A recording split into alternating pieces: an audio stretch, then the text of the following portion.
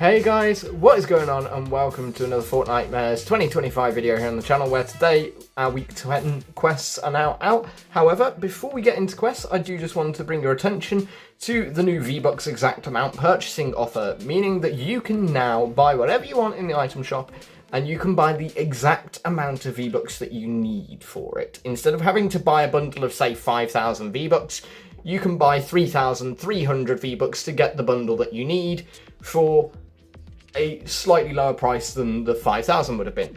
However, this is not available on PlayStation due to Sony having a bit of a disagreement with Epic Games. It might come soon, but it probably won't. So don't get your hopes up, PlayStation players. I am very sorry about that. So, first things first, let's have a little look at our OG quests. OG Week 2. Our OG Week 2 quests, same system as always. Our eliminations, 5 eliminations within 30 meters, so using shotguns is probably your best bet. Then you deal damage to players, 750 damage with the double barrel shotgun or suppressed assault rifle. Suppressed assault rifle is probably the easier way to actually do it because they are generally more common than the double barrel shotgun, but neither is particularly common. Then search 10 chests is at risky reels or lucky landing, shouldn't be too bad. And then your miscellaneous quest is to reach top 30 players in 3 different matches. Again, a nice and easy quest there. Then, switching over to Battle Royale, we have our Week 10 weeklies. So if you haven't already completed them, your bonus goal should now be quite easy to finish off. Your 5 quests this week are to defeat 3 of Jason, Ultima Carver, or the Mother of Thorns. Shouldn't be too hard. I didn't actually know that Ultima Carver was in Chapter 6. I have yet to see him. The only place I've seen him is in Demon Rush, so it might be referring to that, but take that with a grain of salt. Reach top 25 in 3 different matches is really easy, and complete found quests, 2 of them. You can get those from the Mystery Incorporated members if you need any help with those. My video last week has them all covered for you. Travel 200 meters distance with the chainsaw while rush attacking. That one shouldn't be too hard, just sort of activate the rush attack even if there's no one there, and it should work for you. And then finally, deal 750 damage to opponents with the pumpkin launcher. I would say it's nice and easy because it says opponents, but realistically at the moment, what are opponents? Because all the bugs are gone, so the only opponents really is players or NPCs. So that one might take you a little bit of time. As for the main purpose of this video, we're on to part 3 of the storyline, Prepare to Fight. We're getting close to the end of the season, and therefore the end of the chapter and this map. We will be leaving this map in just over 2 weeks. Not long. You have the rest of the month. Stage 1 of the final part of the story is to talk to Night Rose, Jade, and Daigo about the Splinter Blades. The Splinter Blades obviously being what we crafted in Season 1. Interesting that they're coming back now. But Hope has said it herself, if we're going into the Spirit Realm, we should ask the experts for some tips. I don't disagree with that. Don't know if Daigo's an expert though, considering he literally went in and got corrupted within 5 seconds. Just saying. But we're going to go into the map, we're going to go find them, we're going to talk to them, and possibly we're going to be using these Splinter Blades to enter the Spirit Realm and take on the Dark Presence, which will be a very interesting way to end Chapter 6 because it's almost how Chapter 6 began. Meaning, the whole chapter's come full circle. So, let's go find out what happens next. So folks, here's Jade in the southeast of the map. Something truly awful is coming to the island. We can rise to meet it or wait for what it brings. Fighting the Dark Presence with the Splinter Blades feels a little like attacking a great turtle with a toothpick. But maybe we'll be lucky. Every creature has some sort of soft underbelly, right? A giant turtle with a toothpick. Well, that doesn't sound smart, does it? And also, if it's a giant turtle with a toothpick, I'm sorry, but how powerful is this Dark Presence, considering the Splinter Blades are literally made from the 0 point? They're supposed to be ridiculously overpowered. And yet, it's going to be like attacking a turtle with... Oh, God. This isn't going to be good, is it? Anyway, let's go find Daigo and the Night Rose. They are at the OXR base on the northwest side of the map, over near like Bugswatter Beach, Supernova Academy. So let's head on over there. So folks, let's come over here and speak to them both. For Daigo, you've come for the daggers, I know.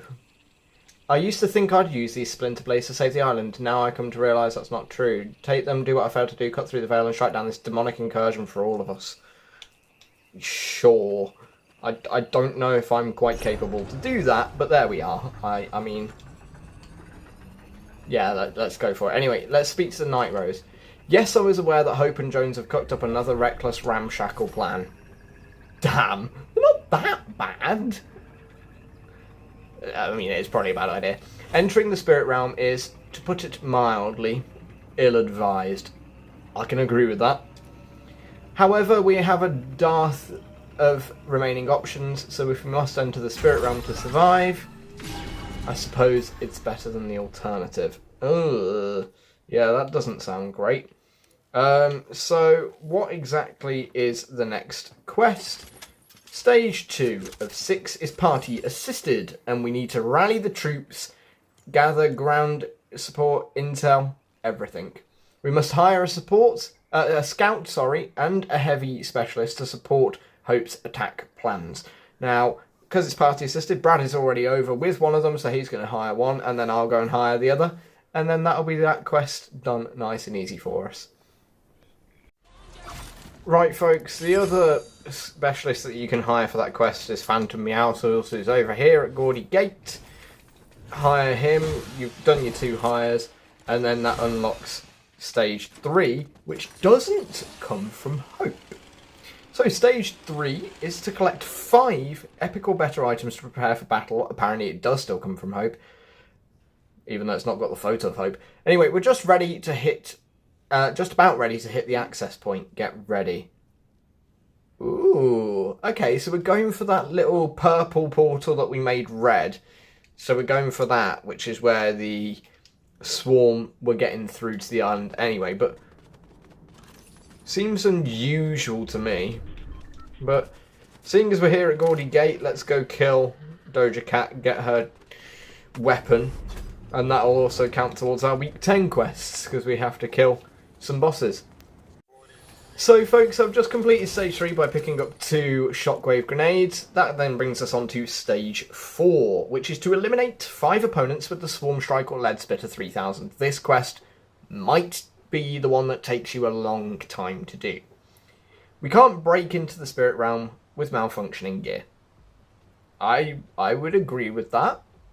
Yeah, we definitely can't break in with malfunctioning gear. So to test that our gear is working, we have to eliminate 5 opponents. Again, opponents, annoying, your bosses and players count, but we don't have bugs anymore, which does make it a little bit harder.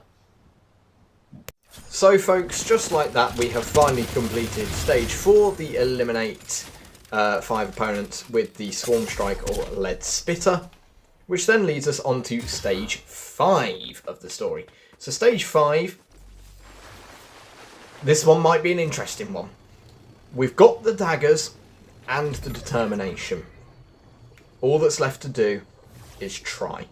Weaken the swarm's access point to the island. So you've got to head back over to the access point, which is just southeast of Gaudy Gate, and do something. We don't entirely know what, so let's head on over there now and get it done, shall we? Ah, folks, look at that beautiful sunrise here on the island. Anyway, the access point is here atop the hill. It is still quite deep and red and small, but when we weaken the access point, what's going to happen?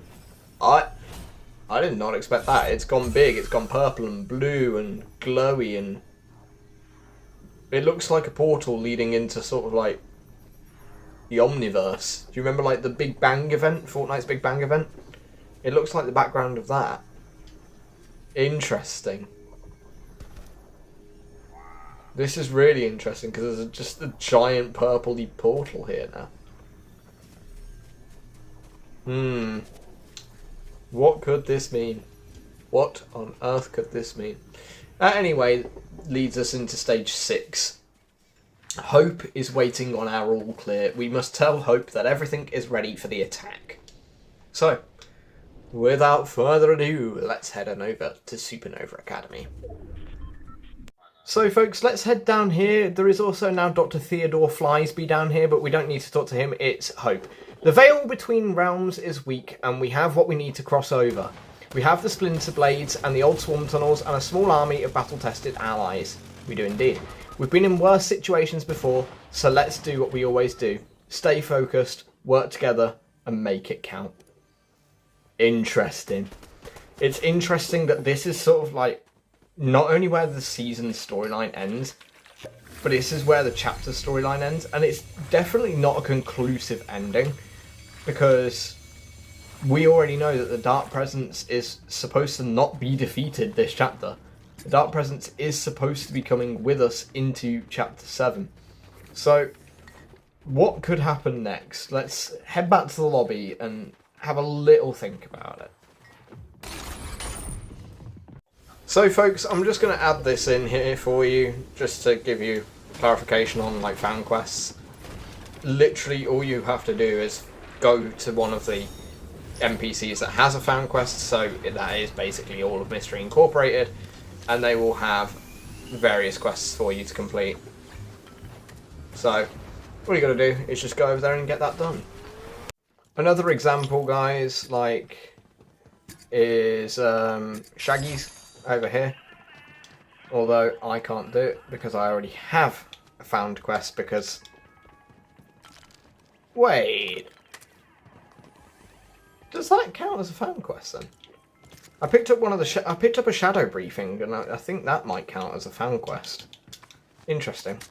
That's also annoying because that means that I now can't do it. But Shaggy's over here. They're easy to do. Fan quests are, and it does seem like potentially like your shadow briefings, OXR briefing kind of things count as fan quests as well. But don't quote me on that 100%.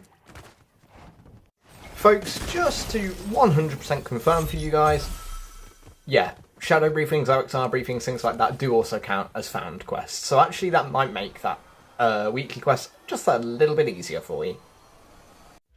So folks, we are now back in the lobby on the story tab, and you'll see all 3 sets of story quests are complete. Welcome to the infestation, excellent observations, and prepared to fight.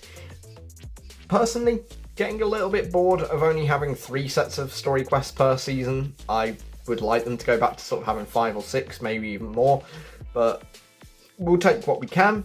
The story is basically over now, and our final message from Hope is, let's finish this thing. Which leads me into what actually happens next, because as you can clearly see, there is no part 4 to the storyline. That is because the storyline is almost over for this season. Now you'll see there, Demon Rush ends 2 weeks 3 days. The whole season ends 2 weeks 3 days. It ends on the 1st of November. It is ending with a live event, which is currently being nicknamed Spirit Realm Sabotage. Don't know why we're going for Sabotage again. The other one that I've heard people say is Spirit Realm Siege. I prefer that name. I don't want another Sabotage event, like we already had a Sabotage event in Chapter 6. But anyway, it is ending with a live event that is happening either on the 31st of October at Halloween or the 1st of November on All Souls Day. All Saints Day. Also, one of them. It's happening either 31st or 1st. We don't yet fully know. We do know that there's going to be a lot of build up to this event. We do know it's going to be a very big event. We do know that it's going to lead into an extended downtime, which is why I assume it's going to happen on the 31st of October. But as more information starts coming out about that event, obviously we'll cover it here on the channel, but until that point, we are very much in the dark as to what is going to happen between now and mini season 2. We do know, however, we're saying goodbye to the Chapter 6 map at that point, most likely because mini-season 2 is supposed to be the Simpsons mini-season and is not taking place on this map. So, you have about 2.5 weeks to get in your final goodbyes to Onishima, because we will be leaving it very soon. But with all that in mind, guys, thanks for watching the video. I hope you found it informative, enjoyable, and fun to watch, as always, and I'll see you all very soon for the next one.